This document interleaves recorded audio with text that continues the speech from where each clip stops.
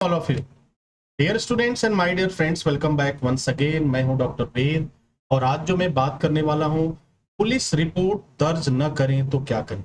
अक्सर आप अपने जॉब में हैं, कई बार कुछ लीगल जरूरतों को पूरा करने के लिए हमें एफआईआर कराने की जरूरत पड़ती है।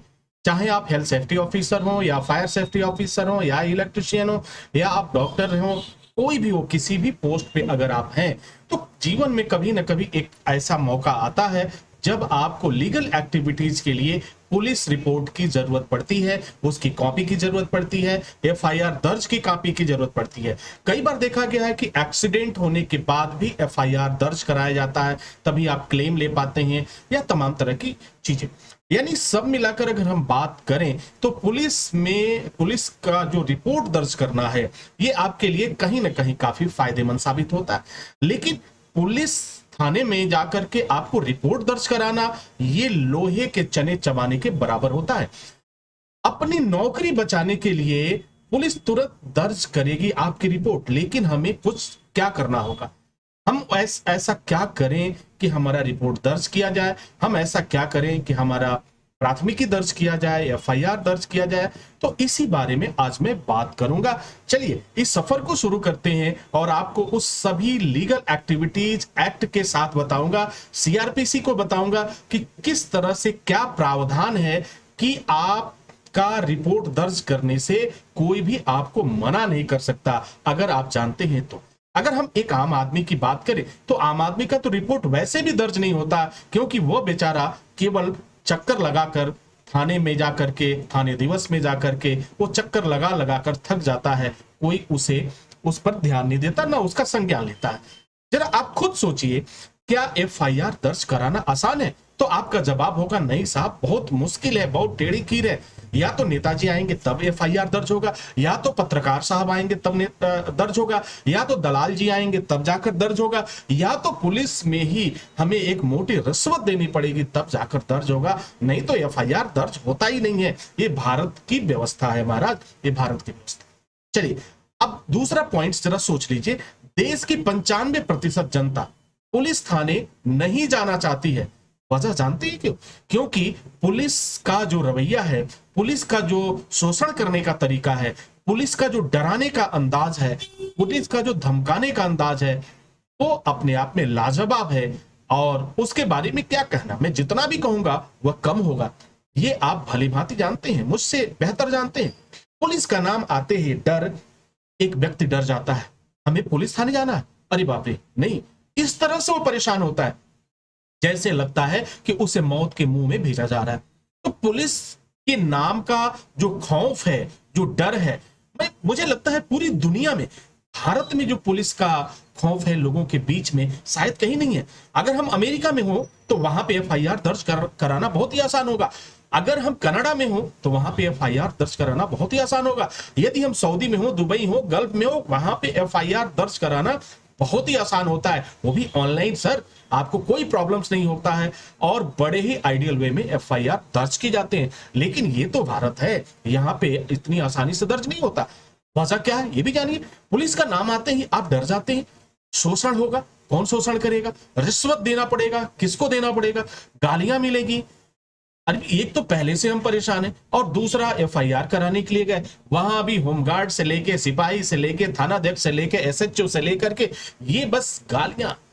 अब वो गालियों को आप एक मिठाई समझो, एक मिठाई समझो, एक पेठा ही समझो, जैसे आगरे का पेठा होता है उससे समझो। लेकिन वो तो मिलना है, वो तो आपको बोनस के रूप में मिलेगा। उसके बाद कई बार तो ये देखा जाता है कि जो पीड़ित होता है उसकी पिटाई तक हो जाती है, उससे झूठे केस में फंसाने की धमकी तक दे दी जाती है। और भाई क्यों ना हो, क्योंकि पुलिस की वर्दी में ये ताकत है, पुलिस की वर्दी में ये ताकत है। और कुछ लोग तो अपने कानून का नाजायज फायदा उठाने से भी नहीं डरते। और भाई पैसा किसको प्यारा नहीं है, सब कुछ सामने नजर आने लगता है। भारतीय पुलिस का व्यवहार आज भी संतोषजनक नहीं है, या अगर आप इसको खोजेंगे आखिर क्यों तो आपको पता चल जाएगा।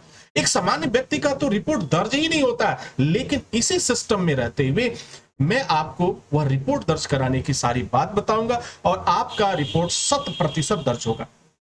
पुलिस भी आम आदमी को ही परेशान करती है और उसका शोषण करती है। भाई इसका भी वजह है, वो अपने से ऊपर वाले को तो शोषण कर नहीं सकती, वो नेताजी को परेशान तो कर नहीं सकती, बड़े जो माफिया है दबंग है उन्हें तो कर नहीं सकती, क्योंकि वहां से तो खर्चा आता है सर, वहां से खर्चा आता है। एक आम आदमी क्या देगा, वो पहले से मरा हुआ है, ये आम आदमी जो है पहले से मरा हुआ है सर, और उसे और क्या मारना है, बचा खुचा जो होता है वो हमारे देश की पुलिस मार देती है।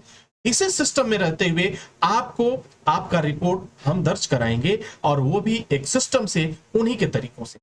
ना तो आपको रिश्वत देने की आवश्यकता पड़ेगी, ना तो आपको किसी पत्रकार जी की जरूरत पड़ेगी, ना तो किसी दलाल जी की जरूरत पड़ेगी, ना तो किसी नेताजी की जरूरत पड़ेगी। आप बहुत ही आसानी से अपना रिपोर्ट दर्ज करा सकते हैं, अपनी लड़ाई लड़ सकते हैं। लेकिन एक बात मैं आपसे कहना चाहूंगा, अगर आप में हिम्मत है, हौसला है, तभी आप यह कर पाएंगे, अदरवाइज आप भी उसी 95% श्रेणी में चले जाएंगे। अरे छोड़ो यार, ये थाने पुलिस का चक्कर आप बस की बात नहीं। एफआईआर दर्ज कराने के लिए क्या करना होगा, इस बात को आप एक एक बात को समझ लीजिए और जान लीजिए। बहुत ही आसान है, आपको किसी वकील के पास जाने की जरूरत नहीं होगी, आपको जाकर के कोर्ट में केस लड़ने की जरूरत नहीं होगी। पहला पॉइंट क्या करना है, पहला स्टेप आपको क्या लेना है, सबसे पहले अगर आप एफआईआर है, कोई दिक्कत आई है, कोई परेशानी है, कोई पीड़ित है, कोई परेशान कर रहा है, कोई दिक्कत कर रहा है, तो उस समय आपको क्या करना है कि आपको जाना है संबंधित जो भी आपका थाना हो, आप जहां भी हैं, भारत के किसी भी कोने में है जो संबंधित थाना होगा, वहां जाइए और वहां पे एसएचओ को अपना एफआईआर दीजिए, अपना प्रार्थना पत्र दीजिए, और एफआईआर को देने के बाद अपनी बात बताइए, सारी बात बताइए। अब देखिए, अब दूसरा स्टेप वहीं शुरू होगा, आपका एफआईआर लिया जाएगा, एसएचओ साहब बोलेंगे ठीक है मैं देखता हूं, जांच करवाते हैं और दर्ज करते हैं, आप आराम से जाइए, कोई दिक्कत नहीं है। बहुत ही प्यार से मक्खन लगाते हुए आपको बात करेंगे और आपको बड़े और बहुत अच्छे से, आप भी अदब के साथ नमस्ते सत श्री अकाल करके आदाब करने के बाद आप घर चले आते हैं। आपको लगता है बस मेरा काम हो गया, लेकिन नहीं महाराज, आपका एफआईआर दर्ज नहीं होने वाला है, मैं जानता हूं, और ये बात आप भी जानते हैं। अब क्या बगैर, अब जरा सोचिए, क्या बगैर एफआईआर कि पुलिस जांच करेगी? पुलिस रोज झूठ बोलती है, इस बात को जो रोज बोलती है ठीक है आप जाइए मैं जांच करवाता हूं और उसके बाद दर्ज कर लेंगे। तो अब एक क्वेश्चन आता है कि क्या एफआईआर के बगैर पुलिस जांच करेगी? तो जवाब होगा बिल्कुल नहीं। अगर आपने एफआईआर दर्ज नहीं किया तो जांच किस बात का करेंगे? और अगर हम सीआरपीसी को देखें तो सीआरपीसी 154 की कहानी तो अलग है सर, ये तो कुछ और ही कह रहा है। तो चलिए, इस कानून और एक्ट में हम नहीं फंसाएंगे आपको, हम आगे ले चलेंगे। तो आपने दे दिया, चलिए अब क्या करना है, क्योंकि मैं जो रास्ता बता रहा हूं वो आपके तरीके का रास्ता बता रहा हूं, आपको खुद करना है और बहुत आसानी से कर पाएंगे और आपका एफआईआर दर्ज भी होगा। 1 सप्ताह आपको इंतजार करना। आपने एसएचओ साहब को दे दिया, कोई फर्क नहीं पड़ता है सर, आपने दे दिया, 1 हफ्ता इंतजार करिए, आप भी बड़े आराम से खाइए पीजिए, कोई दिक्कत नहीं, क्योंकि भाई जो होना था अब तो हो चुका। 1 सप्ताह इंतजार करिए, 1 सप्ताह बाद जो एफआईआर की कॉपी आपने दिया था उसकी दूसरी कॉपी, उसकी फोटो कॉपी होगी या फिर उसकी एक और कॉपी जो आपने सादे पन्ने पे लिख के दिया था या प्रिंट कराया था, जो भी हो, उसको क्या करिए कि आप जो है 3 जगह भेजिए। पहला कहां भेजेंगे? उन्हीं को भेजिए, एसएचओ को भेजिए, आप उस पे लिखिए कार्यालय एसएचओ थाना कोतवाली, जो भी हो, और जो भी थाना हो भेज दीजिए, और अपने जिले का नाम लिखिए और उनको रजिस्ट्री करिए। रजिस्ट्री करने के साथ साथ आपको एक रसीद मिलेगी, स्पीड पोस्ट कर दीजिए, एसएचओ साहब के पास चला जाएगा। एक कॉपी आप जो है एसपी साहब को भेज दीजिए, जो पुलिस अधीक्षक महोदय हैं। एक कॉपी जो है सीओ को भेज दीजिए, जो कमांडिंग ऑफिसर्स हैं उनको भेज दीजिए। ये 3 रजिस्ट्री आप कर दीजिए, और 3 रजिस्ट्री अगर आप करते हैं तो मुश्किल से 60 रुपए का खर्च आने वाला है। 60 रुपए में आपकी रसीद चली आपकी रजिस्ट्री चली जाएगी, एफआईआर कॉपी, और फिर आराम से घर बैठिए महाराज, जो भी मौसम है उसका आनंद लीजिए, और फिर 1 सप्ताह इंतजार करिए। 1 सप्ताह बाद अगर देखिए कोई सांस लेता है या कोई आपकी खबर लेता है, अगर किसी ने ले लिया तो बहुत अच्छी बात है, आपका लक बहुत अच्छा है, आपका सौभाग्य, आप सौभाग्यशाली हैं कि पुलिस ने आपकी खबर ली। लेकिन अगर 1 सप्ताह बीत जाता है फिर भी कोई नहीं पूछता है, तो महाराज अब एक कहानी यहां शुरू होती है। 1 सप्ताह बाद 10 रुपया का खर्चा होगा आपका। कितने का? 10 रुपए का। और आरटीआई लगाइए। आरटीआई क्या होता है?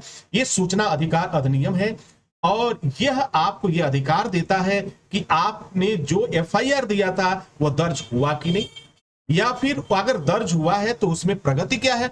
एसएचओ साहब से पूछिए कि सर हमने फला तारीख को आपको एक एफआईआर दिया था, क्या हमारा एफआईआर दर्ज हुआ है? यदि हुआ है तो हमें डेली प्रगति रिपोर्ट, उसमें क्या प्रगति हुई है, क्या किसी गिरफ्तारी हुई, क्या हमारे जान माल की सुरक्षा के लिए जो मैंने बात दिया था वो सब कुछ चल रहा है या फिर वैसे ही है? एक प्रगति रिपोर्ट आप मांगिए। अब क्या करना है, प्रगति रिपोर्ट मांगने के बाद अगर ये भी हो सकता है कि आपका दर्ज ही नहीं हुआ, अगर एफआईआर दर्ज नहीं हुआ तो डेली रिपोर्ट कहां से मिलेगा? तो आप एक दूसरा पॉइंट्स लिखिए उसमें कि यदि मेरा एफआईआर दर्ज नहीं हुआ तो इसका कारण भी मुझे बताया जाए। और ये जैसे इतनी बात आप पूछेंगे तो ये एसएचओ को जो हमारा आरटीआई एक्ट अधिनियम है उसमें यह प्रावधान है कि जो भी व्यक्ति आपके द्वारा, सरकारी विभाग के द्वारा, कुछ विभागों को छोड़कर आपने क्या कार्य किया, उन्हें लिखित रूप से सूचना देने की। अब देखो, ये सूचना देने से तो हर आदमी डरेगा, ये कोई देना ही नहीं चाहता है। सच बताऊं कि देखो, हर व्यक्ति का दामन जो है ना वो दागदार है। एसएचओ का भी दामन दागदार है, सीओ का भी दागदार है, एसपी का दागदार है, सारे लोग दागदार ही हैं। अब वजह मैं ये क्यों कह रहा हूं, मैं तलाश में हूं, आज भी मैं तलाश करता हूं कि शायद भारत में कोई ऐसा व्यक्ति मिल जाए, एक ऐसा सिपाही मिल जाए, एक ऐसा कांस्टेबल मिल जाए, एक ऐसा एसएचओ मिल जाए, एक ऐसा सीओ मिल जाए, एक ऐसा एसपी मिल जाए जो जीवन में कभी रिश्वत न लिया हो और अपना काम ईमानदारी से किया हो।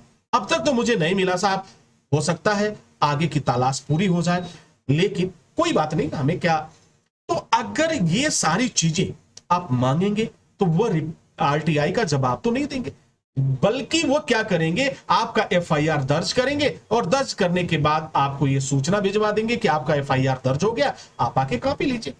यहां तक हमने देखा है कि 99% जो है एफआईआर दर्ज होता है, 1% की संभावना है अगर यहां भी नहीं दर्ज होता है तो उसका भी एक उपाय है, आप कोर्ट में जाकर के 156(3) एक ऐसा प्रावधान करती है, आपको एक ऐसा अधिकार देती है, न्यायालय में आप इसके वो अपील कर सकते हैं, माफ कीजिएगा, मुकदमा दायर कर सकते हैं और कोर्ट आपका जो है मुकदमा दर्ज कराएगी। लेकिन यह प्रक्रिया थोड़ा सा लंबा हो जाता है, लेकिन यह प्रोसेस आप जरूर कर लीजिए, इतने में आपका दर्ज हो जाएगा। अब देखिए, इतनी लंबी लंबी बातें ये क्या एक आम आदमी को समझाइए तो वो क्या समझेगा?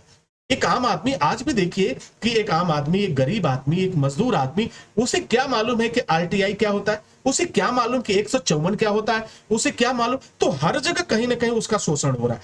तो अगर घर में कोई भी पढ़ा लिखा हो तो उससे आप कर सकते हैं।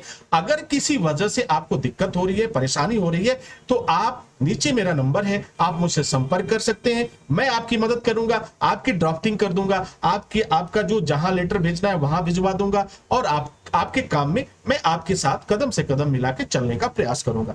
उम्मीद है कि ये वीडियो और ये जानकारी आपके लिए काफी फायदेमंद होगी। तो यदि कभी भी आपको एफआईआर दर्ज कराने की बात है तो ये 5 स्टेप जरूर फॉलो करिए, आपका 100% आपका एफआईआर दर्ज होगा। और जाते जाते एक बात और कहना चाहता हूं, अगर आप डरेंगे तो फिर आपका एफआईआर दर्ज नहीं होगा। क्योंकि देखिए, पुलिस का काम क्या है ना, पहला काम, पुलिस को महारत हासिल होती है, वो सबसे पहले क्या करती है, डराती है। और कैसे डराती है, वो डराने के लिए कई हथकंडे हैं उनके पास। वो कभी अपने धमकी देकर डराती है, कभी गालियां देकर डराती है, कभी झूठा केस करके। और एक बात तो बड़ी कॉमन है कि बहुत नेतागिरी कर रहे हो, राजनीति कर रहे हो, देर नहीं लगेगी, जेल भेजेंगे, अभी बुक करो इसे। ये बात तो आम भाषा है। तो इन बातों से आप बिल्कुल मत घबराइए, क्योंकि आप एक अपराधी नहीं है। आपके साथ शोषण हुआ है, आपके साथ कुछ गलत हुआ है, तो निश्चित रूप से आपका राइट बनता है। और ये सभी लोग आपकी सेवा के लिए हैं। एसएचओ की जो तनख्वाह जाती है वो आपके टैक्स से जाती है, सीओ को जो तनख्वाह जाती है, पुलिस विभाग के किसी भी अधिकारी को अगर तनख्वाह जा रही है तो dear students and my dear friends, वो आपके दिए गए टैक्स से जाती है। तो देखा जाए तो एक मामले में वो तो आपके सेवक हैं, लेकिन सेवक यहाँ पे क्या बना हुआ है, बादशाह है, और हम जो है डरे सहमे। तो एफआईआर दर्ज कराने के लिए आपको इतना करना पड़ेगा। अब इतनी बातें मुझे बताने की क्यों जरूरत पड़ रही है, वजह, क्योंकि अब तो समझ चुके होंगे कि इंडिया में एफआईआर आसानी से दर्ज नहीं होता है और इसके लिए काफी मशक्कत करना पड़ता है। तो उम्मीद करता हूं कि ये सारी चीजें आपके लिए फायदेमंद साबित होगी।